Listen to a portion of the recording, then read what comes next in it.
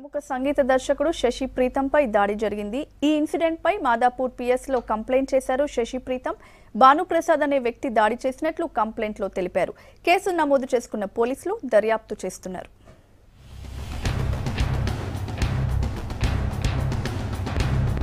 Music director Shashi ప్రీతంపై అతని స్నేహితుడు భానుప్రసాద్ దాడికి పాల్పడ్డాడు.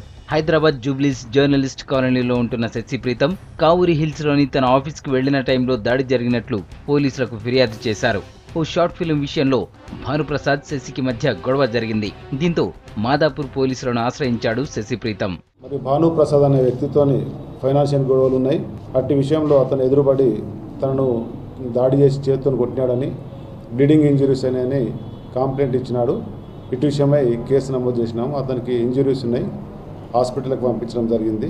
వీళ్ళు ఇంతకుముందు ఒక డాక్యుమెంటరీ ఫిల్మ్ తీసే విషయంలో ఫస్ట్ అతను కొంత పార్ట్ చేసిన తర్వాత ఇతను తీయడం జరిగింది.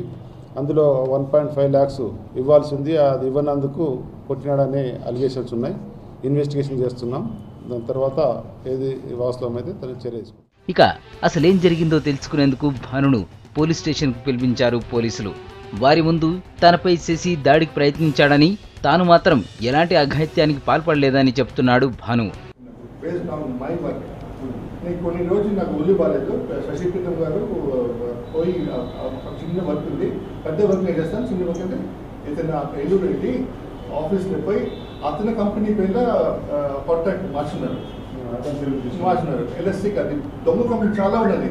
శశి ప్రీతం నేను 1.5 lakh దాన్ని ఇన్వెస్ట్ చేశాను. అట్లీస్ట్ నా డబ్బు అంటే నేను పేషెంట్ ఇవాళ కాదు పోసాను. నేను ఇలాగా నాకు కాప్ వచ్చింది. ఆయన పేషెంట్, క్యాన్సర్ పేషెంట్, నేను 4th stage.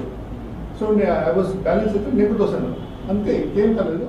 2011లో ఏలూరు కలెక్టర్ ఆఫీస్లో మహిళా సంక్షేమానికి సంబంధించి ఓ షార్ట్ ఫిల్మ్ కోసం భానుప్రసాద్ శశి ప్రీతం మధ్య ఒప్పందం కుదిరింది.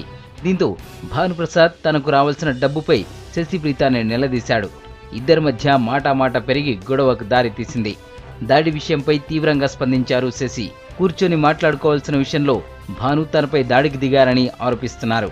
ఈ ఘటనతో ముఖంపై గాయం కావడంతో ఆసుపత్రిలో చేరారు శశి ప్రీతం. సాయంత్రం 5:30 ప్రాంతంలో ఉండే జస్ట్ కార్ పార్క్ చేసుకుని ఆఫీస్లోకి ఎంటర్ అయ్యేటప్పుడు రోడ్డు మీద వెనక నుంచి వచ్చి అతను భానుప్రసాద్ అనే ఒక వ్యక్తి అండి, గతంలో నాకు పరిచయం ఉన్న వ్యక్తే, అతను వచ్చి నా మీద అటాక్ చేయడం జరిగింది. పోతే 2012 సంవత్సరంలో దాదాపు ఒక గవర్నమెంట్ ఆర్డర్ నా కంపెనీకి వచ్చింది. అప్పటి నుంచి అతనికి నాకు మాటలు లేవు.